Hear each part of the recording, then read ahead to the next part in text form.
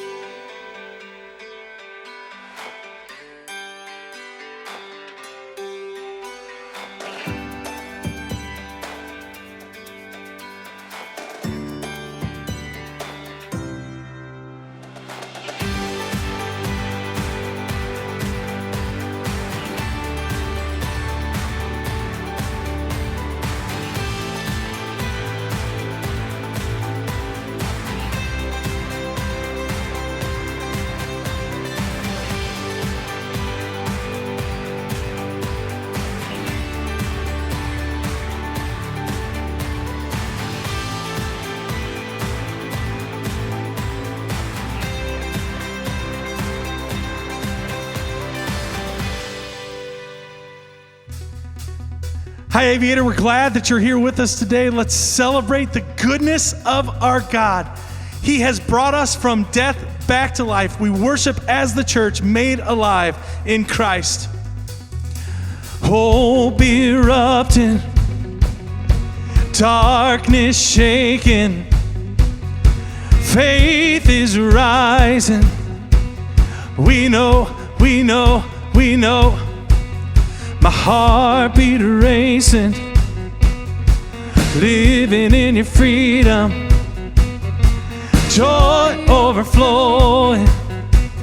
We know, we know, we know. You sing it, we know, we know, we know, we know. And our hope forever is the name of Jesus. We are free and you are with us. The church is alive, yeah. Passion burning, vision growing. The church declare today. We know, we know, we know, we know, we know, we know. And our hope forever is the name of Jesus. The church is alive, yeah. And our hope forever is the name of Jesus. We are free and you're with us.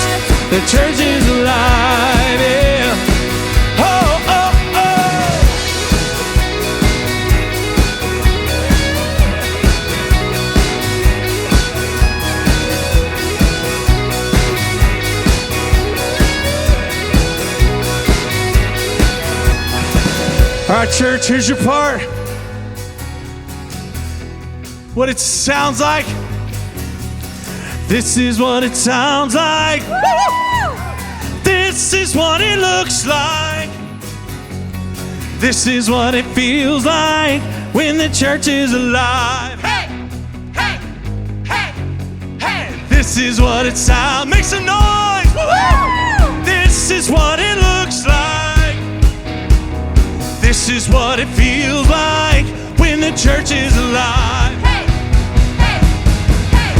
And our hope forever is the name of Jesus. We are free and you are with us. The church is alive, yeah. Oh, oh, our hope forever is the name of Jesus. We are free and you are with us. The church is alive. Oh, oh, oh, oh, oh. This is what it sounds like. This is what it looks like. This is what it feels like when the church is alive. This is what it sounds like. This is what it looks like. This is what it feels like when the church is alive. Oh, so much fun. So much fun. You know, Paul says that we have been made alive in Christ. We were dead, but he has brought us back to life. And so we celebrate as the church today, made alive because of what Jesus has done for us. I want to welcome you to Aviator. We're having a great time. Family service as we hoop and holler and we wave our arms around. We want to remember that Jesus Christ has given us hope and a future. And so we worship together today. Why don't you take just a second and introduce yourself to somebody in the chat room.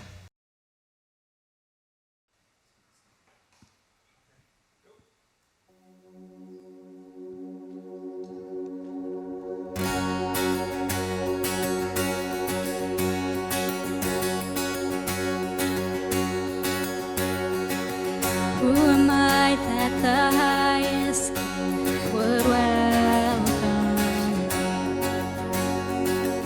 I was lost, but he brought me out. His love for me. Oh, his love for me. Who the sun sets free, oh, is free indeed. I'm a child of God, yes I am. Realize he has ransomed me, his grace comes deep. While I was a slave to sin, Jesus died for me. Yes, he died for me. Who the sun sets free, oh, it's free indeed.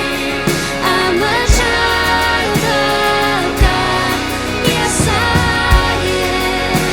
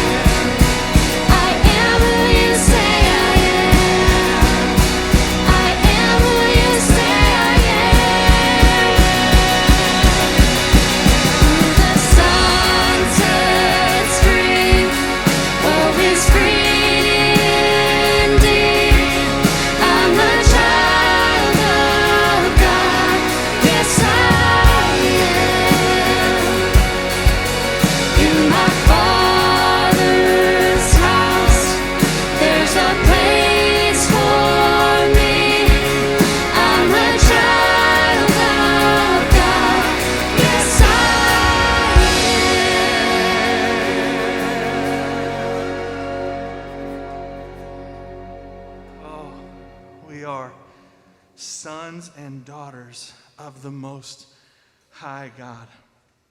You know, this world seems to be just exploding around us, and you don't have to do anything other than look at the news or look at just the anger and the hurt in people right now to know this much, that there is nothing other than a movement of the Holy Spirit that will heal our land. And so, Aviator, today we join in not just inviting, but begging the Holy Spirit to intervene and heal our land. Would you pray with me? Father, we love you. And today, as we worship and as we remember who you are and how good you are, Father, we pray that your Holy Spirit would move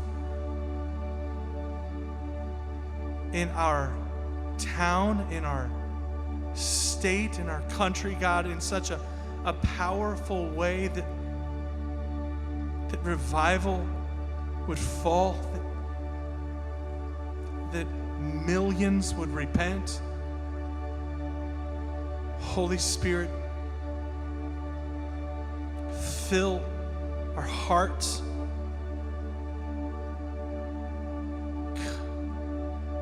Move in power.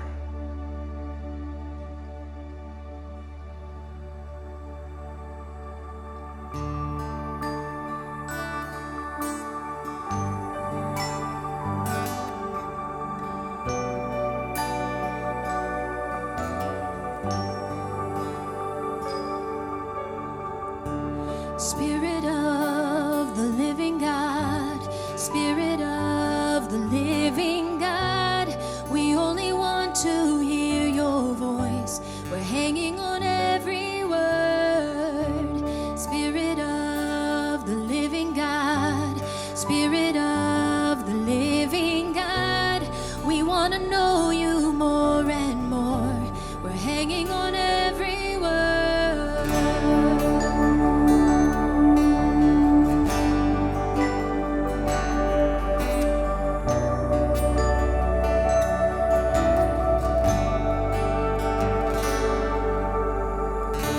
Spirit of the living God, Spirit of the living God, we want to know you, hear your voice. We're hanging on every word. Spirit of the living God, Spirit of the living God, we want to know you more and more. We're hanging on every word. 'Cause when you speak, when you move, when you do what only you can do, it changes us, it changes what we see and what we seek. When you come in the room, when you do what only you can do, it changes us, it changes what we see and what we see.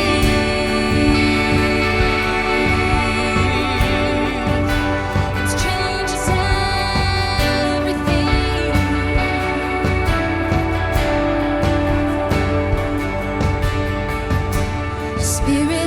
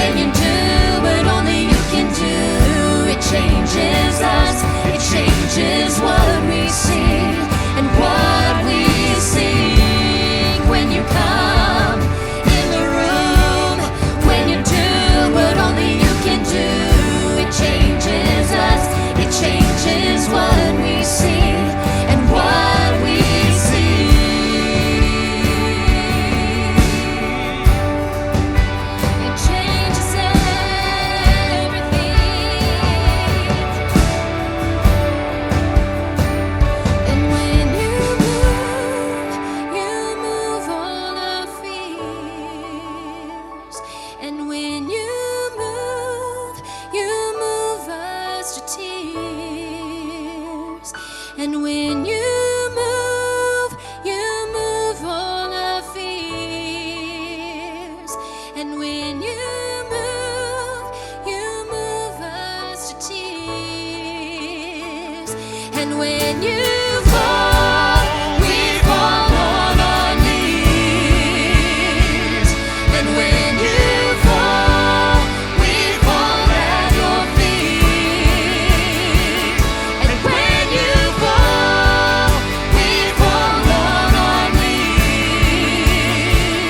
And when you fall, we fall at your feet.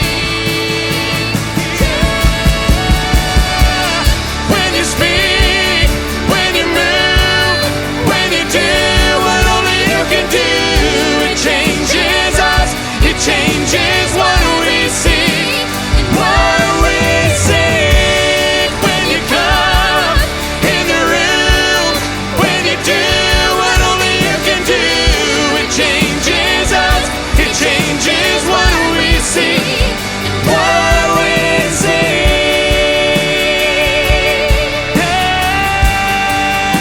It changes everything.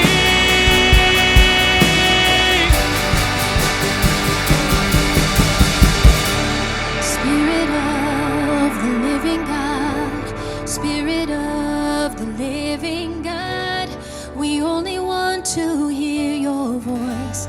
We're hanging on every word.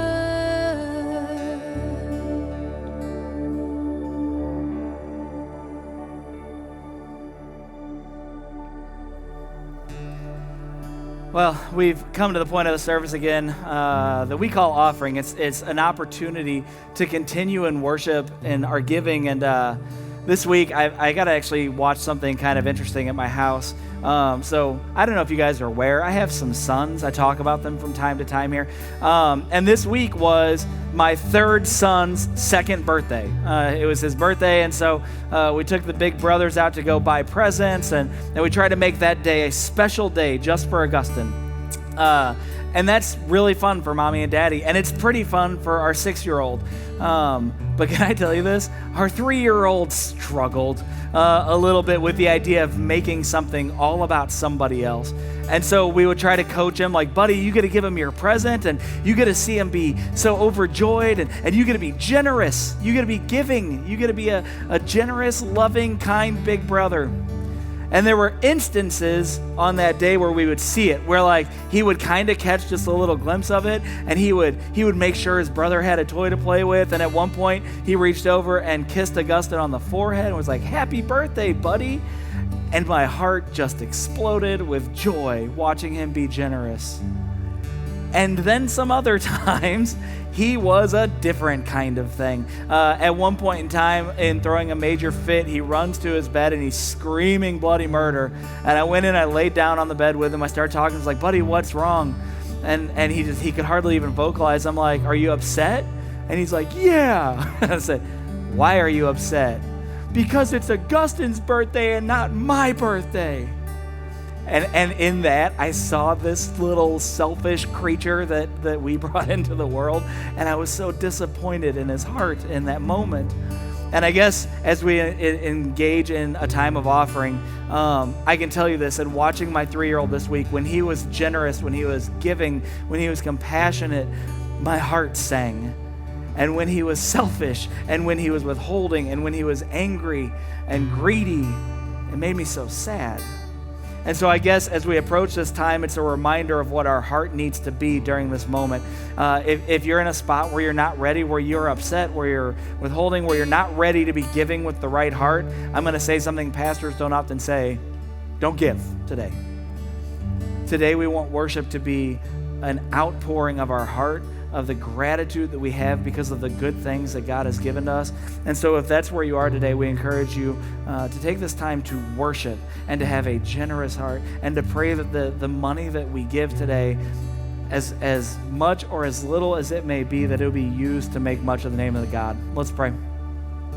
Father God, I praise you for my boys.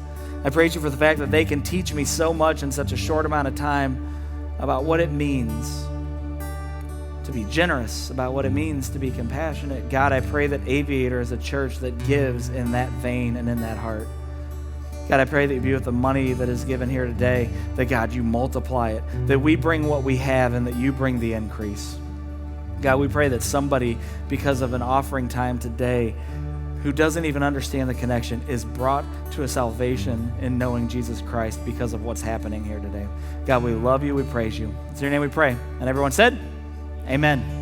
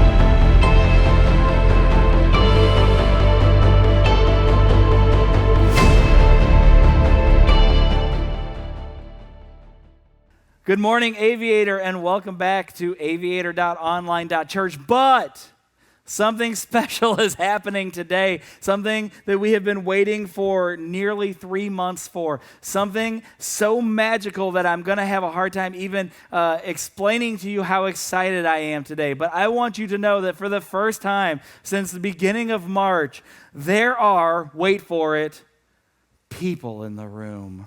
Now, I told them, I warned them before we started this, I told them I'm going to give an opportunity, so if they let me down, it's going to be really disappointing here. But I want you to listen. I just want you to just listen carefully, and I want you to hear the roar of the crowd when I point to them. You guys ready? Listen to this.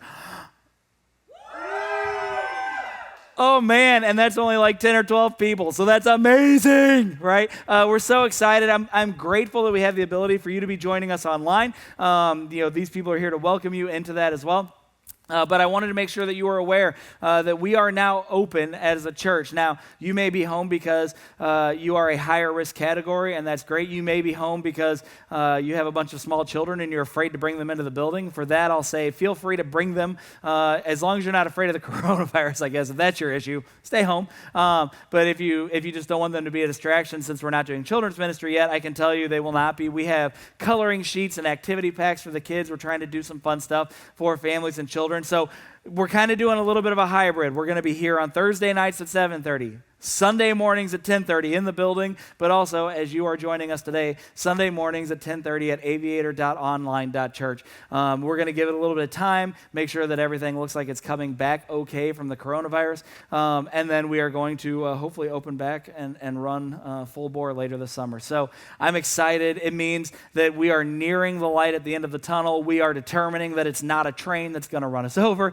Everything is going very well, and so I'm excited to have people back. I'm excited to see you back very soon as you feel like it is safe for you and for your family. Now, you may have noticed when we came into the service today, there was a bumper video that probably was familiar. It's the But I Say bumper video. You guys, you'll have to jump into the way back machine to earlier this year. We started a sermon series on the Sermon on the Mount, and it was called But I Say. And the reason that we called the series But I Say is because there's several places where Jesus is teaching. This is Jesus who does the sermon. And as he's teaching, he'll say, you've heard it said something, blah, blah, blah, blah, blah, but I say. And then he gives a new truth that gives us as Christians a new direction to follow, a new path to follow after him in. And so we decided to name it But I Say. We want to see the things that Jesus is teaching us. And for the remainder of the month of June, we're coming back for 4 more weeks of Sermon on the Mount, picking up almost where we left off. Since we're doing family services in the room and at the houses, the very next part of the Sermon on the Mount out that we would have been teaching out of was on divorce, and I thought that might be a little heavy with the entire families in the room. So we'll hold that. We're going to put a pin in it. We'll come back to it later, but we're going to continue today. But before we do that, sometimes in church, I like to do history lessons, and I know that you love when I do history lessons. As a matter of fact, listen to the roar of the crowd for my history lessons. Do you guys love it? Listen to that fake roar, guys. They love it, right? But no, the history lessons, sometimes I like to go, like we've talked about the great manure crisis in London. You guys remember that in the early 1900s? We've talked about the Cyprian plague. We've talked about all kinds of things going on, around Bible times to give a little bit more context. But today, I really want to go back. There are some TV shows you can watch, and, like the Andy Griffith Show, right? It just kind of takes you back. Right? There are shows that just take you back to a simpler time. And I want to just paint a picture for you today about a simpler time. We're going to shorten up the message for just a moment because I want to do just a little bit of a history thing here. And that simpler time was March 9th, 2020. Do you remember that? Do you remember all the way back in March 9th, 2020? It feels like 47 years ago, right? Doesn't it? March 9th was a day, it was a simpler time. Your neighbors would say hi and wave at you. Everything was so wonderful in the world. March 9th, it was such a good day. But something happened on March 9th that began a string of events it was the first domino of many dominoes that would start a weird timeline for the next 87 days. March 9th was the day that a man named Rudy Gobert, who is a center for the Utah Jazz, was doing a press conference, and they asked him a question about coronavirus. They asked him a question about it. Are you concerned with getting coronavirus? And he laughed it off. No, I'm not concerned. And then he got to the end of his press conference, and you know what he did? He's sitting there as a hilarious joke, so funny. He starts coughing on the microphones and then proceeds to touch every one of them like this.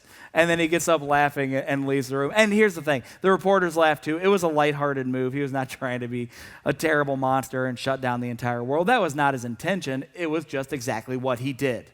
What happened after that was the next day Rudy Gobert tested positive for, wait for it, coronavirus. And then a couple of his teammates tested positive. You'll never guess what for. Oh, you will guess, because it was coronavirus. You see, March 9th was kind of the first big situation. We knew it was coming. It was kind of on the shores. People were getting a little nervous about it, but it had not blown up yet. It was a time before the shutdown. It was a time before all of the drama. It was a time before all of this stuff, and it was a simpler time. By the way, Rudy Gobert's defense, overrated. I'm saying it. I don't care if he won Defensive Player of the Year. It's garbage. Anyways, that doesn't matter for here. I'm sure he's a nice guy, but he's overrated, and that is the truth. So anyways, I want to walk you through for just a second the timeline of events that happened after this. Starting March 11th, I was watching the Mavericks play the Nuggets because I am a Mavericks fan, and I watched the Mavericks destroy the Nuggets, and it was awesome. But as I was watching the game, let me tell you what happened. I started seeing reports on the screen on the bottom line that things are starting to shut down and everybody's getting panicked. And I was looking at my phone and looking up stories, and literally during that game, the NBA announced there will be no more basketball. And I thought, man, that's going to be like a long couple of weeks. There's going to be a long 2 weeks. Oh my gosh, this virus must be a big deal. They're gonna delay the NBA for 14 days. So I watched that happen. And then by March 13th, you remember this? There was no toilet paper anymore. All the toilet paper was gone. You would go to the store and you would try to get toilet paper and you couldn't, or maybe hand sanitizer, or maybe you got smart and you said, no toilet paper, I'll get baby wipes, and they were gone. And then you went to the paper towel aisle and you're like, oh no, we have a serious problem on our hands right now. Because after all, coronavirus, of course, causes massive amounts of diarrhea, only it doesn't, and for no reason everybody took the toilet paper, and everybody was very confused and really angry about it, and memes were happening. And then March 15th, the next Sunday, we had to change course. You might recall we had started a series called Who's Your One? We'll come back to that in a second, but instead we had to stop, and right there in the middle we did a message called Luglow in the face of a pandemic, or during a pandemic. And Luglow, in case you don't know, is oh man, people in the room, I'm so glad you're here. LUGLO, of course, stands for? Oh man, for so long I've been waiting to do that. But anyways, we talked about what it means to love God and love others during a pandemic because we thought there was a chance we might be shut down for a little bit of time. Again, maybe a couple weeks, maybe even 4 weeks. Here we are, week 12, and you're still joining us online. We had to change the way we did everything. By March 20th, Tiger King happened. You remember that? Tiger King was this cultural phenomenon. Maybe some lady fed her first husband to a tiger. Very dramatic stuff. By April 8th, the presidential candidates were set. That's a thing that almost went completely unnoticed. Did you know? Like usually that's a pretty big story when like the final candidate is set, and it was almost like totally like glossed over because everything was coronavirus all the time. By May 4th, we had murder hornets. You guys remember that? Oh, cool. Murder hornets. As if things weren't bad enough, Rudy Gobert. As if things weren't bad enough already, now we have a thing called murder hornets in America. And then I watched the videos about murder hornets, and they seem awful. They seem really bad. By the end of this, all I have on here, 6.29 million people globally had been infected. 328,000 had passed away. 328,000 in context is Wichita. That's Wichita.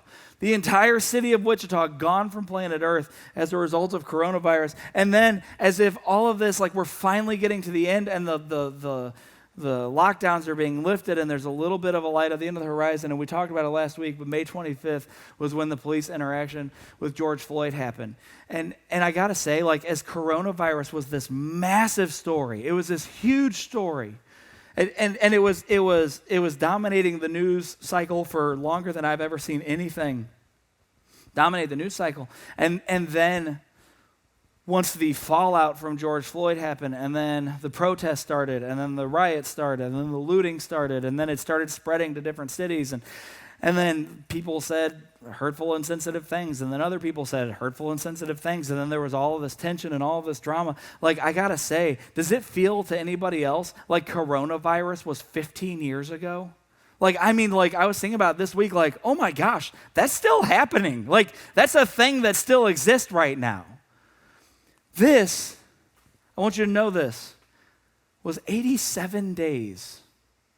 This has been the craziest 87 days that I think I've ever experienced. And I told you before we experienced these 87 days, here at Aviator, we had just started a series called Who's Your One?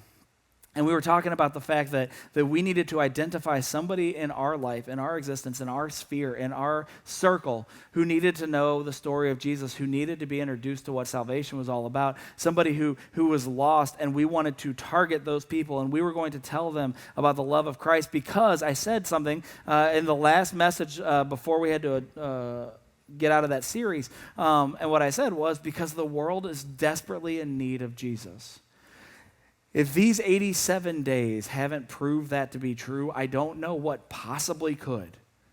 I don't know what possibly could. Like, this is not Dave, like Dave saying, a bold take by Pastor Dave. People need Jesus. That's kind of my whole shtick, right? But like legitimately, I stood up here and I said, like, this is a weird place in our society and our culture. And guys, this just showed us. If we didn't know before, now you know. And so I want to take a second. I know I'm doing this for a long time, but this is important. I want to tell you what we're doing coming up. This is going to be the year of LOW, which, by the way, stands for? I am so happy that people are here. You guys should come join us next week. It is so much fun. Pizza party next week. Probably not. Don't hold me to that. I'll forget.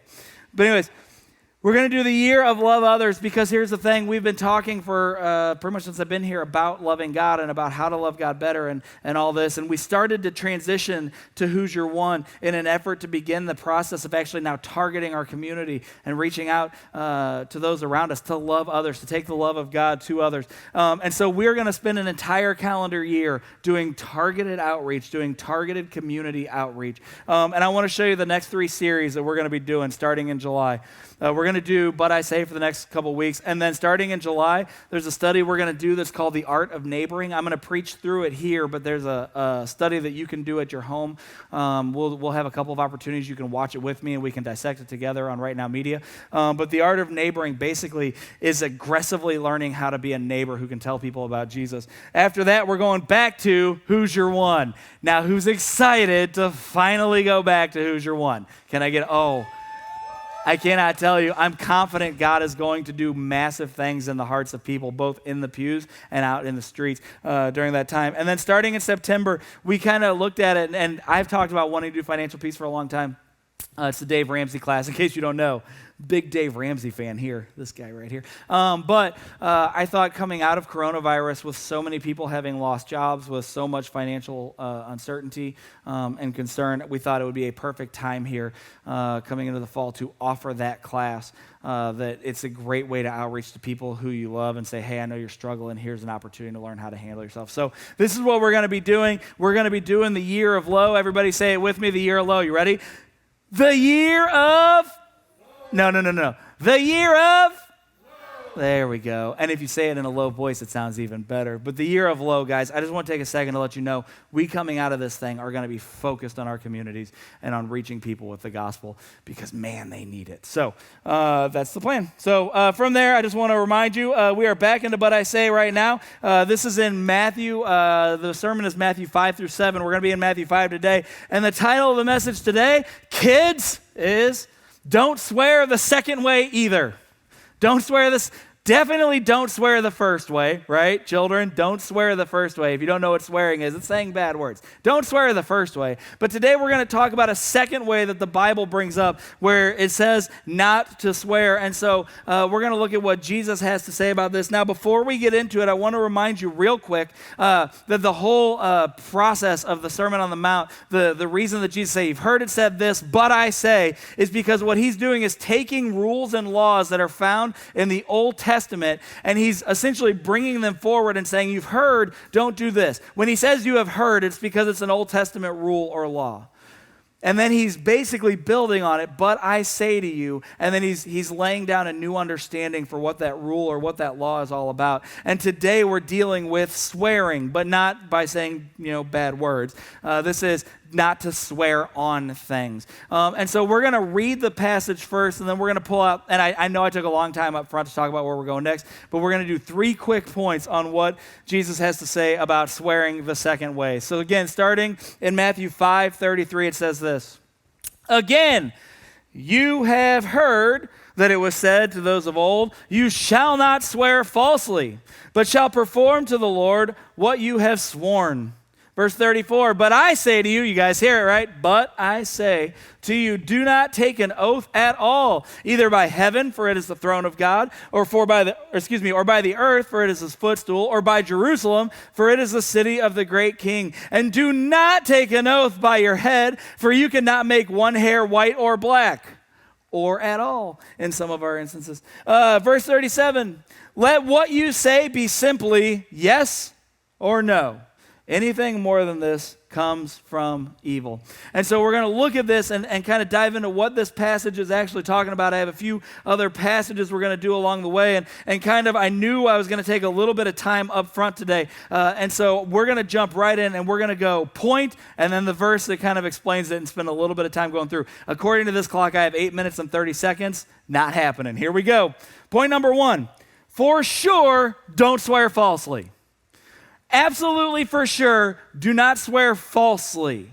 Now, let's take a look at exactly what that means. Here in verse 33, it says, again, you have heard that it was said to those of old, you shall not swear falsely, but you shall perform to the Lord that which you have sworn.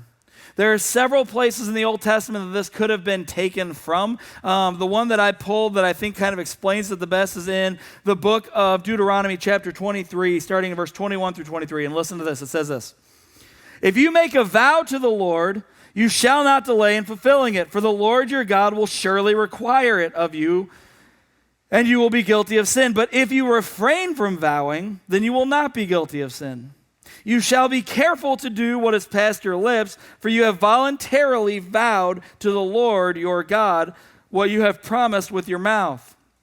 saying, listen, if you say, I vow on the name of God that I will do this thing, and you don't, then you're in trouble. That's a sin. It's actually one of the big ones in Exodus chapter 20. See if this one sounds familiar. It is the third commandment, and I put my sticky note right over the top of it.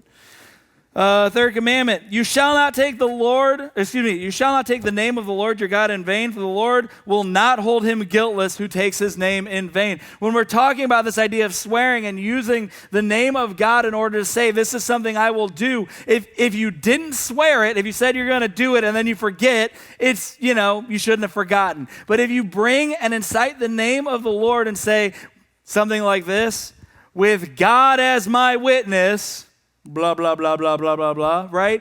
What you're doing is invoking the name of God as a guarantee that you will fulfill your promise, which means if you don't, that's a problem. That's using the Lord's name in vain. That's taking the name of the Lord and misusing it to try to guarantee to somebody something that you had no intention on following through. The trash day in Rose Hill is Tuesday. Do you know that?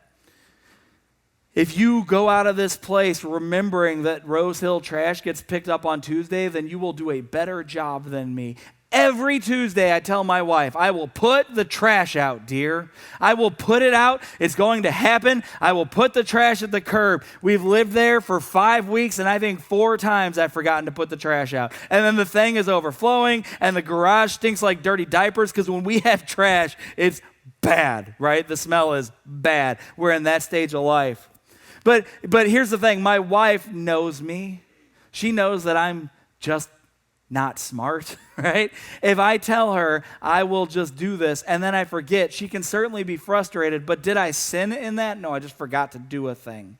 It's important as husbands to do the things you tell your wife, but there's a little bit of grace if you just straight up forget a thing. My wife, one of these days, will forget something too, and when it happens, I'm going to write it down so I can remember it and then hold it against her forever for all the times that I've forgotten so many things, right? But it's just a part of it. But if I look at her and I say, I swear, God is my witness, I am going to do this. I've invoked the name of God for a thing that I never should have invoked the name of God for. This is a really powerful lesson, and this is something that I hear people say all the time. Like, oh, I swear to God, I will blah, blah, blah. Don't do that. The fallout of that is substantial. You're violating one of the big 10. It's a spiritual issue when you do that. Do not swear falsely. Whatever you do, don't swear falsely. You've heard it says, you shall not swear falsely. Now, here's the thing. That's what it says in the Old Testament. And Jesus says, yes. And now he's about to say, and, right? Legitimately, everything that we've talked about that's a moral law from the Old Testament, Jesus is like, yes, don't kill people, and also don't have anger in your heart. Uh-oh, right? Because on the kill, people were like, oh, we're good. And then the anger in the heart part, we're like, oh, shoot, I'm angry right now at so many people. Right? Okay, don't commit adultery. Good. And also don't have any lust in your heart whatsoever. It's doing so good until that second part. You see, he keeps okey-doking people here. And this is what he's going to do again. You've heard it said, don't swear falsely, but actually, don't swear, period. This is what Jesus continues on to say, verse 34. But I say to you, do not take an oath at all. Not just by the name of God. Don't do it, period. Now, I love the way that this gets explained. Don't do it by heaven, for that's the throne of God.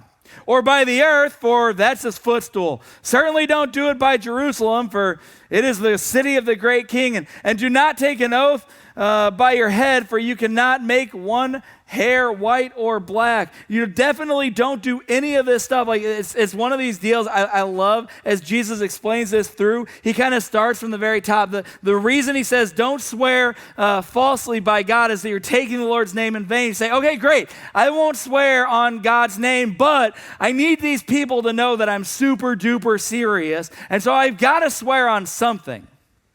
And so you say the first thing, it's bigger circles every time. The first one, I'm going to swear by heaven. I'm going to swear. That's it. I swear by heaven. By heaven's angels, I will do this thing.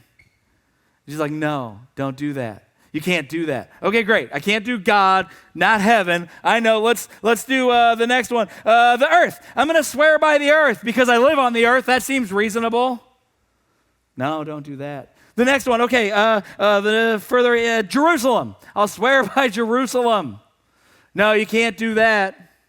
I'm going to swear, here's something I know God can't tell me no to. I'm going to swear by my head that I'm going to do whatever.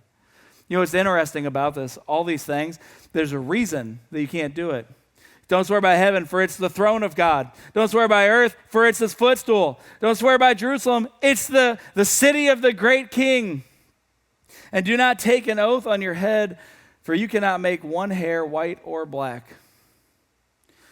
The lesson being taught here by Jesus is essentially you can't swear on things that don't belong to you. You want to convince somebody that you're going to do what you've told them to. You can't swear on things that don't belong to you.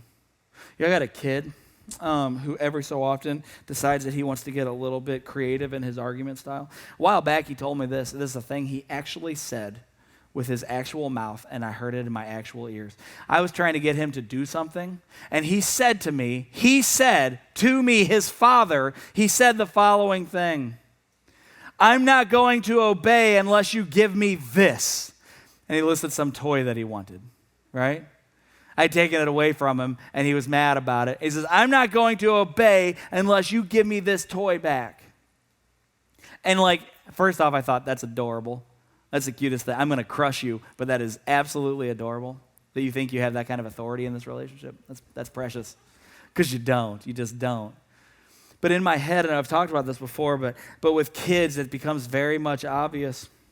It becomes very, very obvious that legitimately everything, he does this where he'll say oh, if you do this, then I'll, if you give me this thing, then I'll obey you. Or he'll say to his brother, if you don't do what I tell you to, then I'm going to take away your toys. If you, all this stuff, this thing where he thinks that he is in control of things in my house. He thinks that he has some level of authority over what happens in my house. And so there's the time where he told me, I'm not going to obey you unless you give me my toy back. You know what I did? I went into his room and I took every single toy he owns. Right? I took every single thing. It's like, buddy, do you want me to take your stuffed animals too? And he starts getting pouty-lipped. That's it, taking the stuffed animals too. And I took the stuffed animals. You think this pillow's yours, child? Mine. I take this now. I take everything. Hey, you know these clothes that you wear all the time that you call your clothes? Did you buy those clothes? Did you pay for those? Did you do the laundry? I didn't either, just to be clear, but did you do the laundry and put them into the drawer? No. Your mom and me provide you these clothes. Your mom and I give you the things to wear and the food to eat. Oh, the food. By the way, don't ask me for another meat stick again, right? That ain't happening. You don't get no snacks in my house. Oh, if you don't give me what I want, then I'm going to, Are you kidding me? You're going to tell me that you're going to control me with the things that are mine? Those clothes are not yours, they're mine. This house is not yours, it's mine. That bed is not yours, it's mine. The pillow is mine, your stuffed animals are mine. That little blankie that you love so much, you know who it belongs to? Me. You don't tell me you're going to do things and withhold things that are mine. And God looks at it and says, you think that you can swear? Oh, don't swear by my name. You think you can swear by heaven? Is heaven yours, chump? Are you serious? Okay, fine, I'll swear by the earth. Oh, I missed it. Oh, man, when I was there creating the earth, I forgot you were there and actually handled that one. Okay, fine, Jerusalem, it's my hometown. Is it your hometown?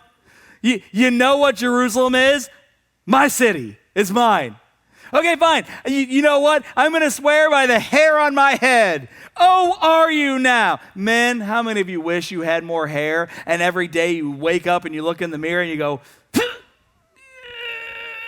does it work? No. It only comes in on your back or your ears, right? Right?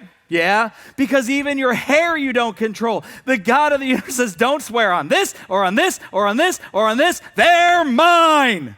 You don't have the authority or the power to swear. So Jesus says, listen, it's not enough just to not swear on the name of God. You don't swear on anything because none of it's yours in the first place, you ingrate. He doesn't say that part. That was me as a parent again. Right? None of it's yours anyways. You don't swear on things because they don't belong to you. Again, actually, you just don't swear, period.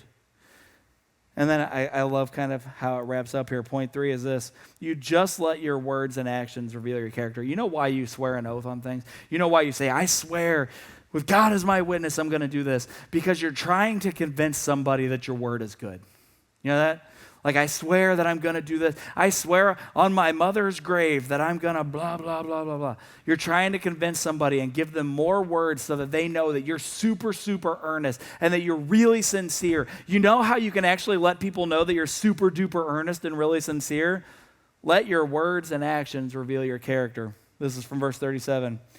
Let what you say simply be yes or no. How easy is that? I love that. Yes or no, anything more than this comes from evil. You know what's great is in the Greek, the way that this actually reads is yes, yes, no, no. Anything else is evil. That's how it reads in the Greek. It's like we had to add the English, let what you say be simply, but it's like yes, yes, no, no. Everything else, shh. Right? Because what you're doing is you're trying to convince somebody that you're good, a man or a woman of your word. And here's how you do that. Whatever you say you're going to do, wait for it. Do it. When I tell my wife I'm going to take out the trash, is it a big deal? Yeah, because when I don't do it, what I'm revealing is that I can't be trusted, right? I don't need to go and then swear on, whatever thing to really show her that I mean it. I mean it when I say it in the first place. I need to be better about following through. Let your yes be yes and your no be no. Anything more is evil. I was studying this week and I came across this quote. It was in one of my commentaries and it is fantastic. You should put it on Facebook or Twitter or Instagram. Does Instagram let you put words up? I don't actually know. I'm not on Instagram. I know it's for pictures. If you can put words up, put it up there too. This is the statement that I read that rocked me. Truth loses itself in wordiness. Truth loses itself in wordiness. There's a lot of power to that. That when you have to really try to convince somebody and keep using more words and more flowery and flowy language to say that you're going to do something, when you have to go all out just to try to get somebody to believe you, you actually cut away from your cause. If you just say, yes, I'll do it, and then you just do it, it shows that you're a truthful person. Truth loses itself in wordiness. Do you guys have any idea how many pages there are to the U.S. tax code? Any idea how many pages exist in the U.S. tax code? I'm going to blow your mind. Go ahead, if you're online, throw your votes in the chat. If you're here in the room, I want you to start thinking. Actually, somebody throw out a number. I want to see how close somebody can get. Literally in the room right now, one of you people who actually exist. Throw out a number. What? 300. She is so close. That's crazy, because the actual number is 70,000. I just wanted to be uplifting to you, Tommy, because you came on a Thursday night, and I love it. Yeah, no, 70,000 pages, right? And so, here's the thing. If they came and audited me, do you think I know the tax code? No, man, not even this much of the tax. I actually did some research based on the average reading speed of a person, right? And based on how long that tax code is, if you were to sit down and begin reading it and you didn't stop to sleep or to go to the bathroom or to eat, you just read. In order to read the entirety of the tax code, the average person, it would take 93 days.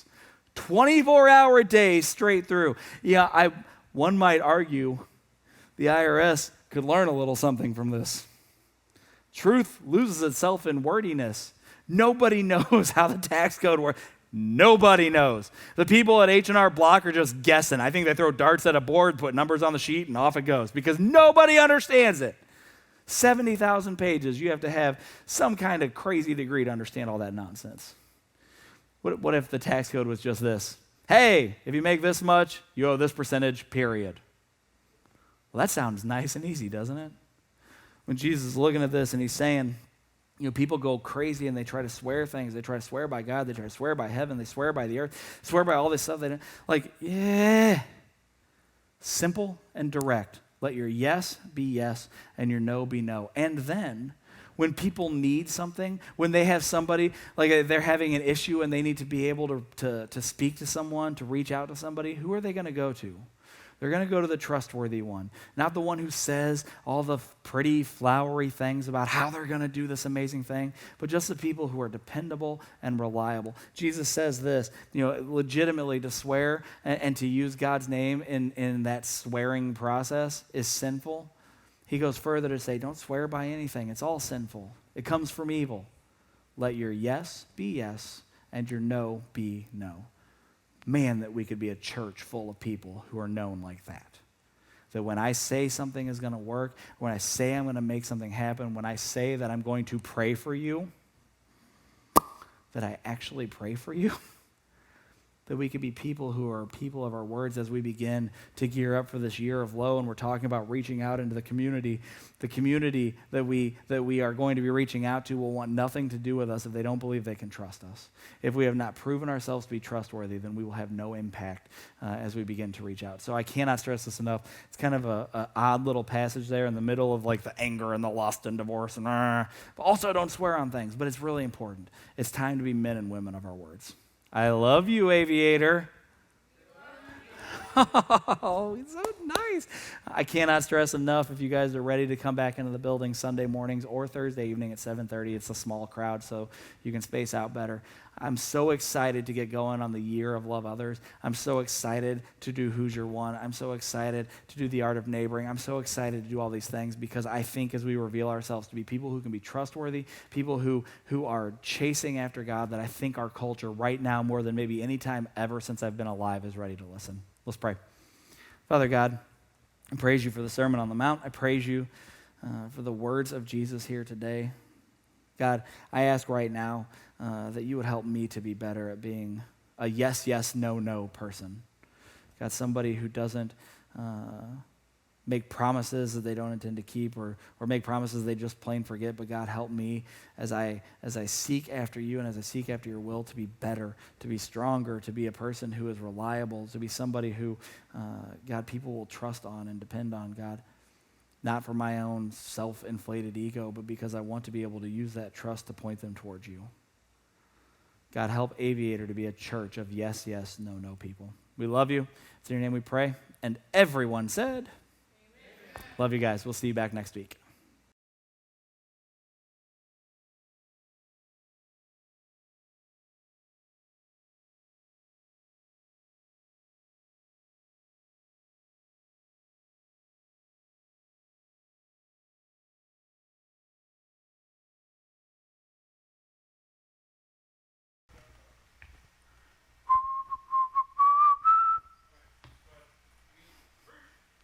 Preach. All right, here we go.